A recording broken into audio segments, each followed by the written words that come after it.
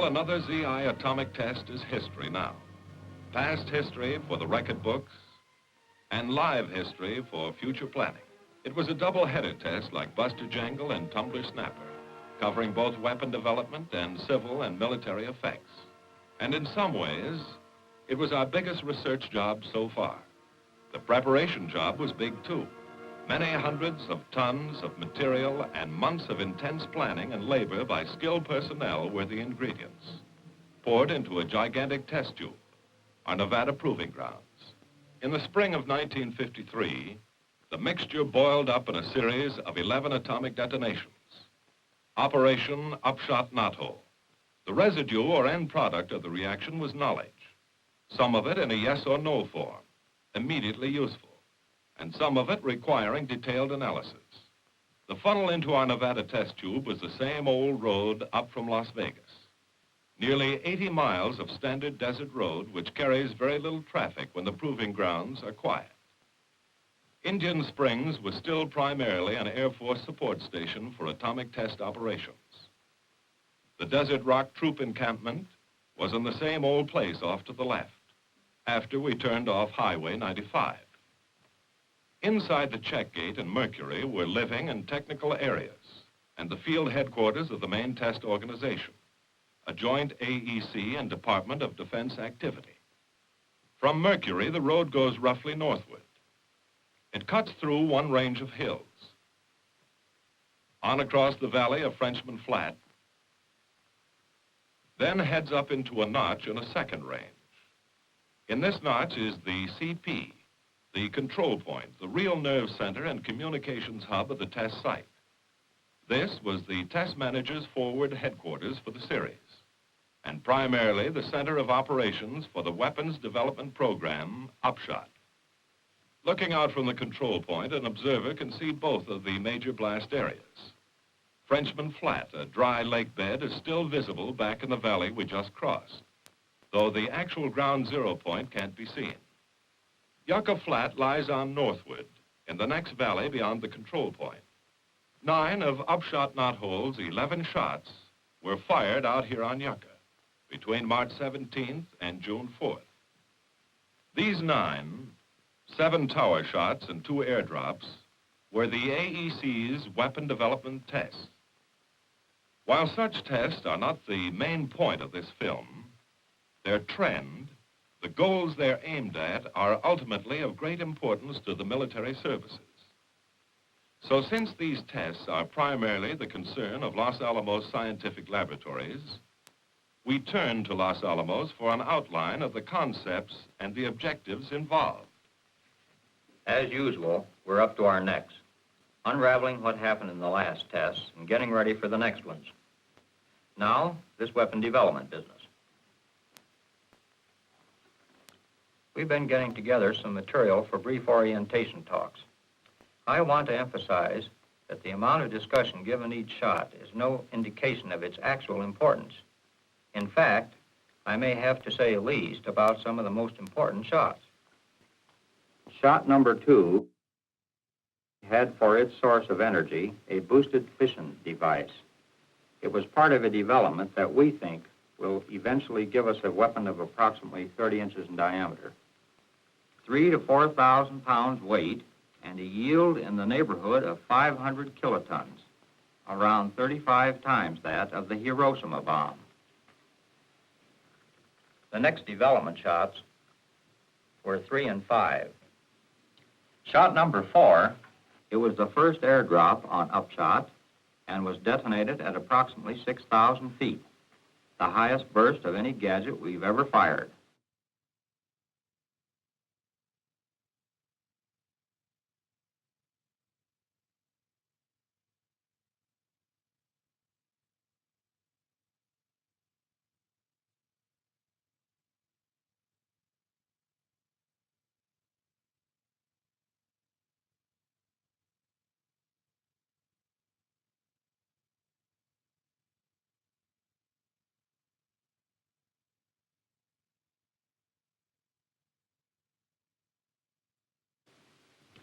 So, once over lightly at least, that winds up the story of Operation Upshot Knothole's weapon development program.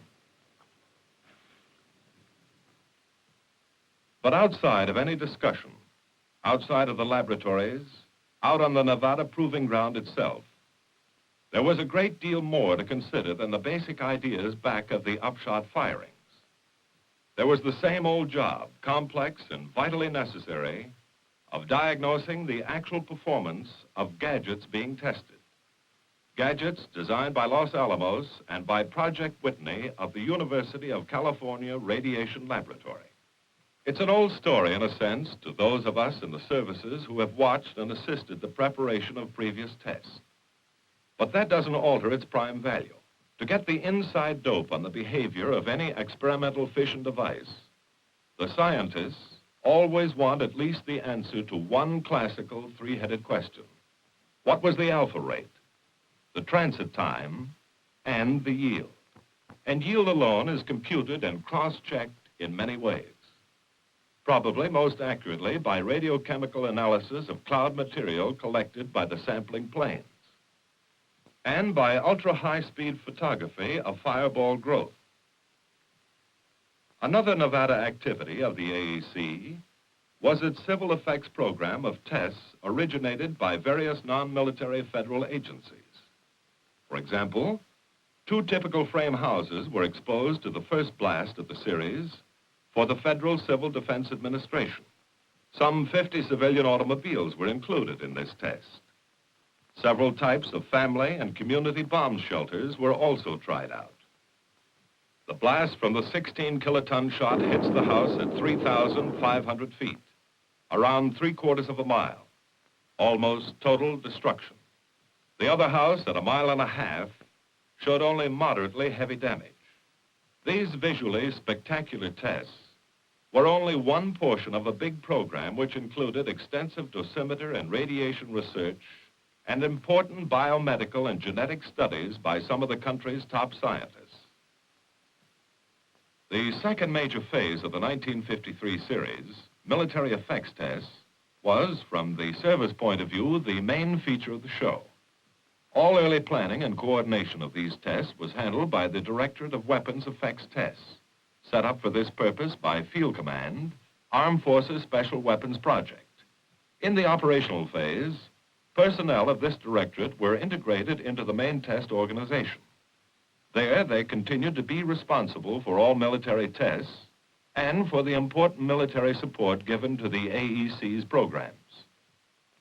Such support, for example, as the Air Weather Service forecasts, on which are based the fire or no fire decisions for each shot.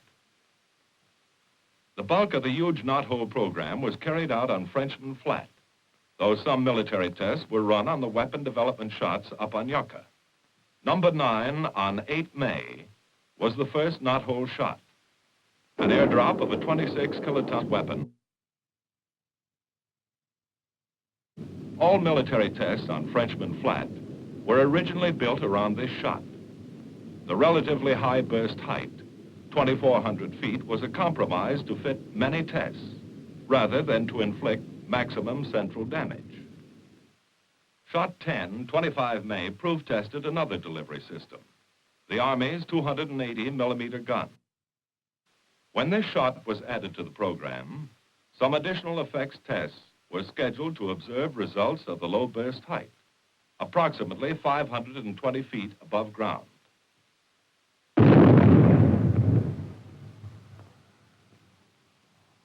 Since no gun-type assembly had been detonated since the Hiroshima bomb, the weapons development scientists had on this shot their first opportunity to study the nucleonic behavior and fireball configuration of such a device.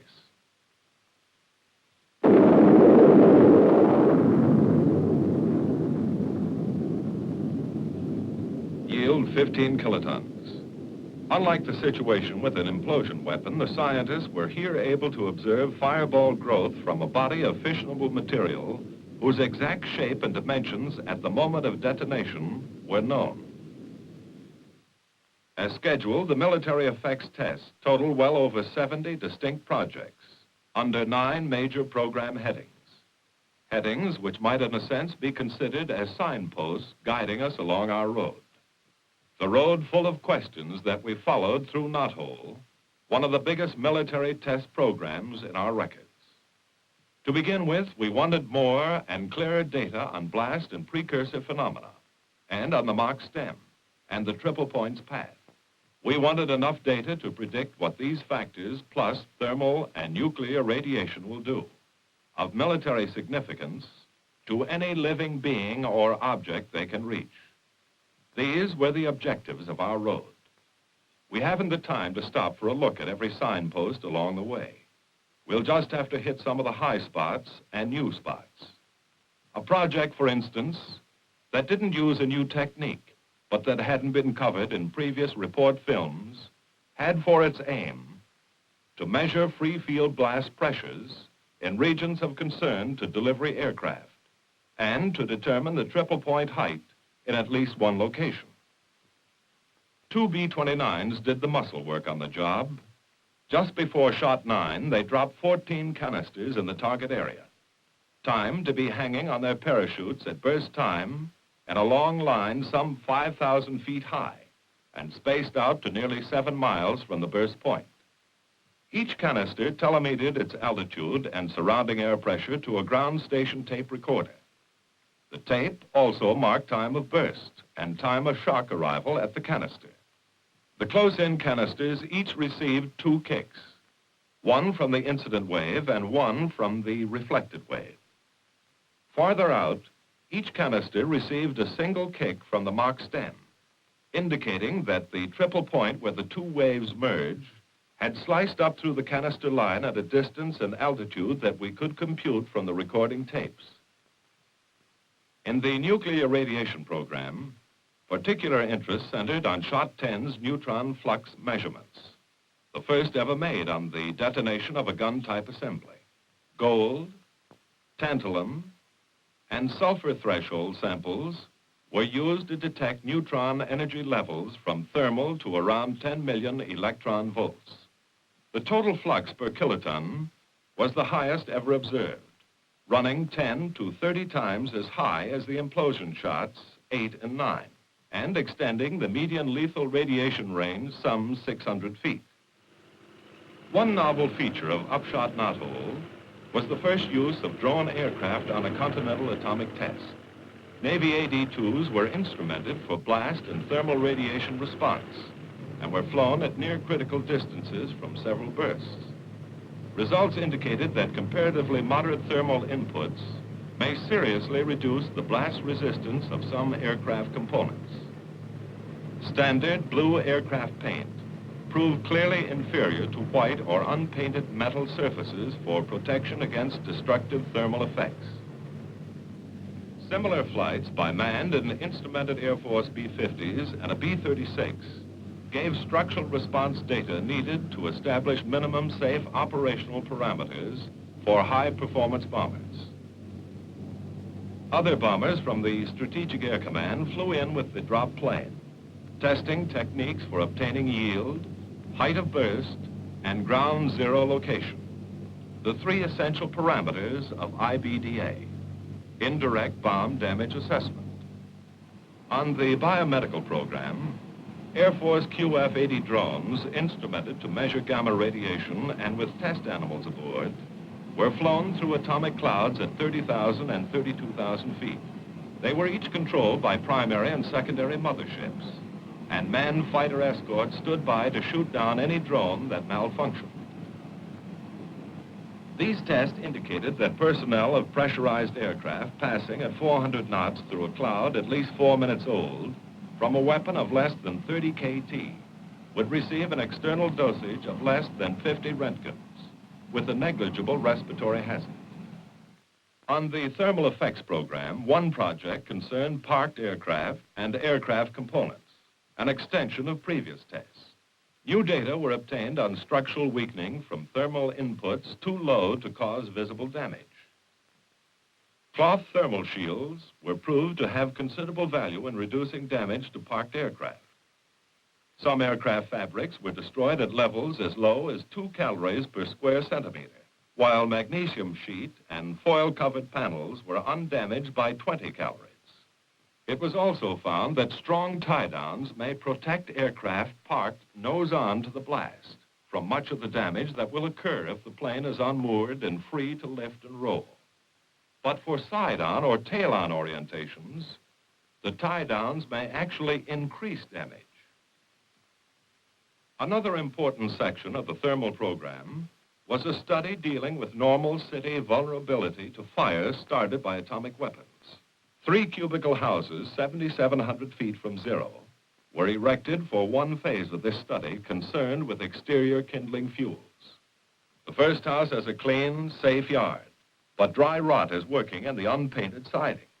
No rot here, but toys, weeds, and trash against the fence.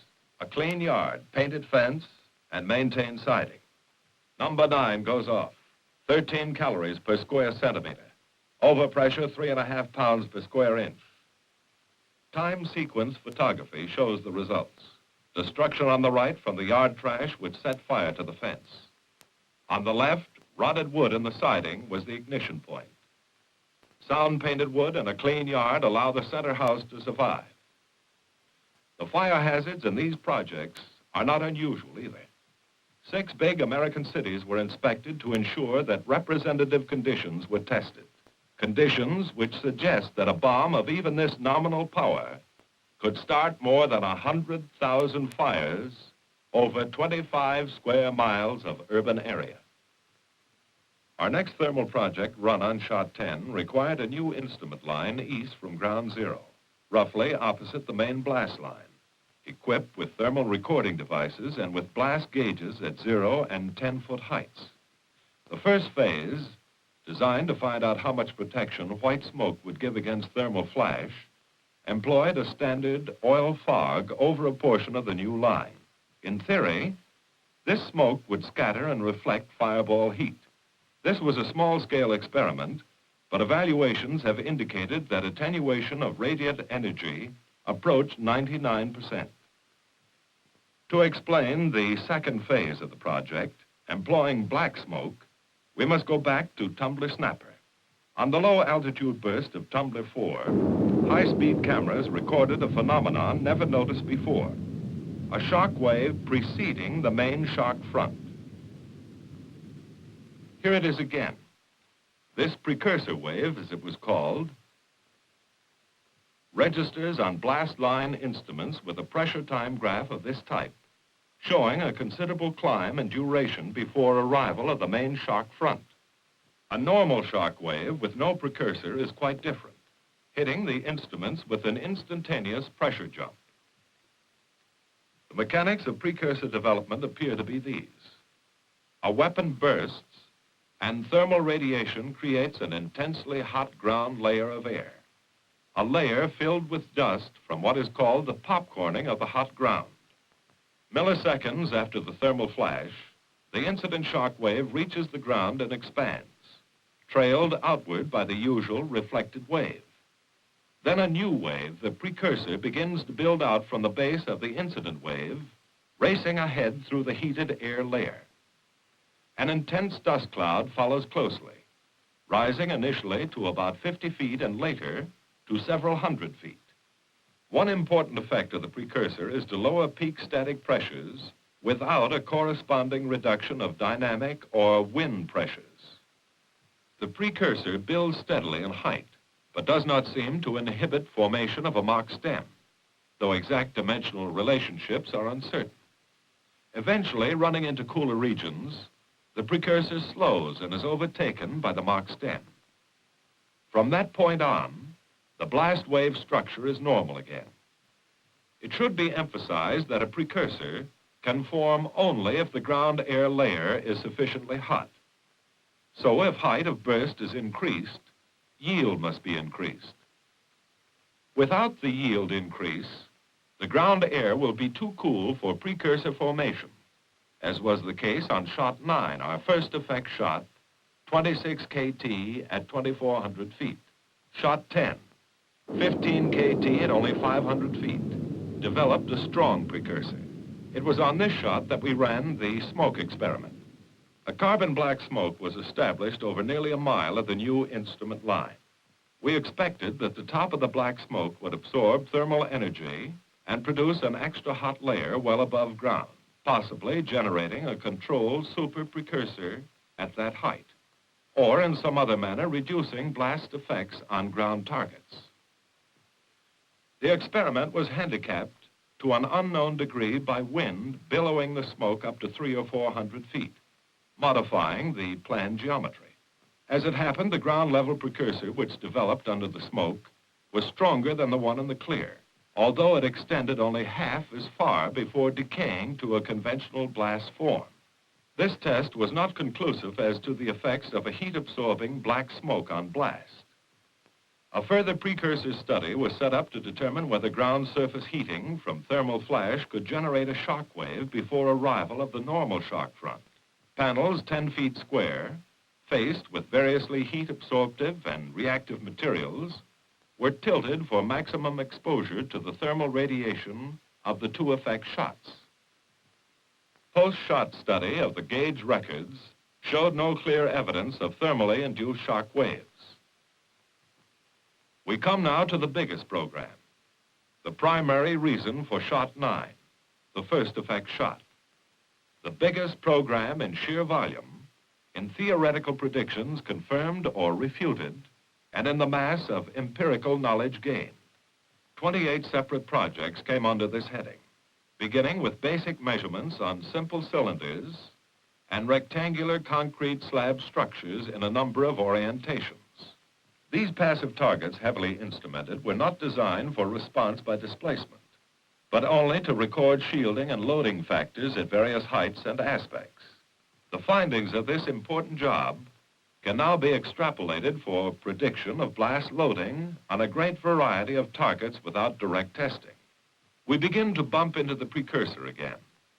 A truss bridge section 2,300 feet from zero, shot 9, 26 KT, 2,400 feet high, produced a small permanent set in the top chord with an overpressure of 11.5 pounds per square inch. But the mock stem had not formed to reach the height of the bridge. 8.5 pounds did this on shot 10, 500 feet high, 15 kiloton yield, with a precursor blast wave and a mock stem already higher than the bridge. Apparently, for wind or drag-sensitive targets of this type, a low burst is more damaging than a high burst at similar peak pressures. A test of Army prefab Bailey bridges. Shot 9. 4,100 feet from zero. Essentially undamaged, the bridge slid back on its piers as expected, moving 43 inches from a peak pressure of 8 pounds. 9 pounds from shot 10 hits another bridge. Movement out of all proportion to that caused by almost the same static pressure on the first shot. Army equipment, which included 54 trucks and jeeps, was exposed to shot 9 pressures ranging up to 21 pounds to the inch. Thermal input reached 130 calories per square centimeter. Damage was generally moderate, as expected. All but 2 vehicles, one with burned tires and one with a missile-punctured radiator, could be driven away under their own power. For shot 10, Army tanks, artillery, and 22 trucks were exposed to pressures expected to range from 3 to 55 psi. Once more, damage was much greater than expected. Equipment was not merely overturned, but often torn to pieces or hurled great distances, at overpressures from which no such effects were predicted. Pressures which had done negligible damage to identical items on shot 9. Obviously, shot 10 was handing out surprise data. It was evident that our old static pressure criteria were not valid for predicting damage to wind-sensitive targets in the precursor region of low bursts. Not only were there violent high-frequency pressure fluctuations in this region, but the precursor depressed static pressures no longer had the same relation to dynamic or blast wind pressures found in a normal shock wave.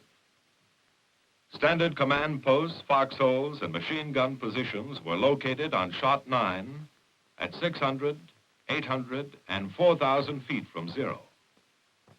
Overpressures 8 to 22 pounds to the inch. General analysis indicated that cover-supporting timbers began to fail at 8 psi, while revetment stood up to around 20 pounds. Conventional sandbags tended to catch fire and spill their contents. One interesting finding was that foxhole covers can greatly reduce inside pressures, which may otherwise build to twice the outside pressure. Field hospital installations were displayed for shot 9 at ranges around 4,400, 9,000, and 15,000 feet, in both above ground and dug-in positions at each location. Radiology sections, operating rooms, pharmacy tents, all complete and ready for use. 38 calories per square centimeter.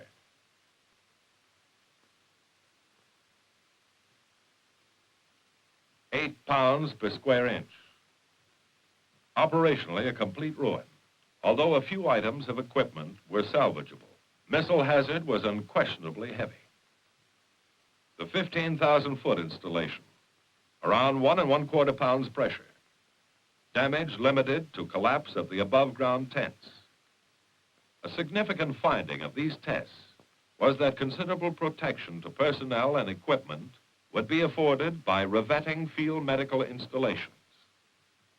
6 Marine LVTs, landing vehicles tracked, at distances from 800 to 4,500 feet from zero, with pressures reaching 22 psi, 2,400 feet, overpressure 11 pounds. Damage was light on all vehicles. On shot 10, the same vehicles varied from 1,000 to 3,450 feet from zero, pressures running up to 47 pounds. Shot 10 damage was again unexpectedly heavy as compared with shot 9, with 1 vehicle destroyed and 3 severely damaged in the precursor region, which on this shot extends out to around a half mile from ground zero. These tests suggest that normal shock waves from high bursts will damage LVTs only moderately up to 22 psi, while low bursts will do severe damage above 12.5 pounds. Curtain wall panels on a series of concrete test cells, some with window openings, some without. The panels were constructed of various masonry materials such as brick, cinder block, clay tile, and combinations of these materials. Similar variety went into roofs and interior partitions. On shot 9, 4.5 pounds overpressure does this, 6,700 feet from zero. 7 pounds here, 4,400 feet range. Unreinforced brick stood up fairly well, though cinder block and transite shattered. Walls with 20% window opening showed much greater blast resistance than blank walls, though damage to interior partitions was high. 3 framed structures with windows and skylights containing various types of glass and plastic glazings were set up at 7,600, 12,500, and 20,000 feet from shot 9. Pressures were 4 psi or lower. A few conclusions that can be drawn now are that 1/4-inch clear plastic shattered least of the material tested. 1/4-inch wire mesh was the largest mesh effective in reducing interior missile hazard. Exterior jalousies were worthless, and explosion hardware has very limited usefulness and may even be disadvantageous. Signal Corps placed radial and transverse pole lines, underground wires, and aluminum towers at different distances to test damage effects and determine time required to restore communication facilities. On shot 9, pressures of 7 to 9 psi knocked down the transverse pole lines at 3,500 and 4,500 feet and partially destroyed lines at 5,500 feet in the 5-pound region. However, radial pole lines end on to the blast were almost undamaged. Similarly, towers at 3,400 and 4,400 feet were knocked down, and the one at 5,400 feet heavily damaged. At 6,400 feet, the top section of this 240-foot tower was made unsafe by 4.5 psi. Shot 10 damage to these installations was much heavier. The blast winds destroyed even the radial pole line to 2,500 feet, with static pressures by which it was undamaged on shot 9. Air Force, Marine, and Quartermaster POL installations were given extensive testing. The major items were 5 and 55-gallon drum stacks, bulk storage tanks, and various subsidiary items such as can cleaning, metering, filtering, and pumping equipment. In general, Shot 9 damage was light or insignificant. There were minor gasoline fires. Drum and can stacks were scattered slightly in the maximum pressure areas, around 16 psi. 2 collapsible 900-gallon tanks were ruptured by 11 pounds at 2,600 feet. On Shot 10, results were unexpectedly violent. All stacks disintegrated, with cans and drums thrown hundreds of feet and left flattened or badly crushed. All marine fuel handling equipment was destroyed except one collapsible tank. Almost complete destruction occurred at better than 2,000 feet, at the same pressures that did trivial damage on Shot 9. A study of tactical importance: 145 ponderosa pines set in concrete, approximately 6,400 feet from Shot 9's zero. Instrumentation was thorough. A few major types being pressure gauges at 3 heights, time recording anemometers, pitot-type dynamic pressure detectors, and snubber wire arrangements to measure deflections. Pendulums were substituted for the lollipops of former operations to provide mechanical simulation of tree response. As on many of these projects, camera stations were set up to provide high-speed motion picture coverage of blast effects. Thermal input, 18 calories per square centimeter, resulting in only mild char on tree trunks, since the normal ground litter that will ignite at around 3 calories was lacking. Static pressures around 4 psi. Post-blast survey indicated that approximately 20% of the trees were broken, and the missile hazard from falling trunks and limbs would be substantial. There was scant reduction of static pressure inside the stand, but a 20 to 40% reduction of dynamic or drag pressures. Thermal shielding proved excellent, with negligible penetration beyond the 4th row of trees. 16 items of Army rolling stock were exposed on Shot 10 only. A 45-ton diesel locomotive, 1 riveted and 1 welded steel tank car, 13 boxcars loaded and unloaded of various types, 6,600 feet, 2 pounds overpressure, 4,400 feet, 4 psi, 1 empty boxcar turned over, 1 loaded car damaged, 3,400 feet, 6 psi, boxcars damaged or overturned, 2,800 feet, 7.5 pounds, 1,850 feet, 9 pounds, 1,500 feet, before being hit by 13 pounds to the inch. And here's the same view afterward. The frame of one of those tank cars was thrown against a building 200 feet away. A tank car body went 1,200 feet. The whys and hows of these excessive damage effects at static pressure levels where no such results were anticipated will require further study, as will the mechanics of precursor development over surfaces less suited to the development of heated ground air than the Nevada desert. While to date these damage effects have been observed in the precursor, it does not follow that attack conditions should be chosen to maximize precursor formation. Such effects may be characteristic of any low burst, without regard to precursor phenomena. Although high bursts are still required for optimum damage on many important targets, the tremendous destructive force of a low burst has brought about an interim restatement of damage criteria for drag-sensitive targets, and was the most important single finding of the military effects tests of Operation Upshot Knothole.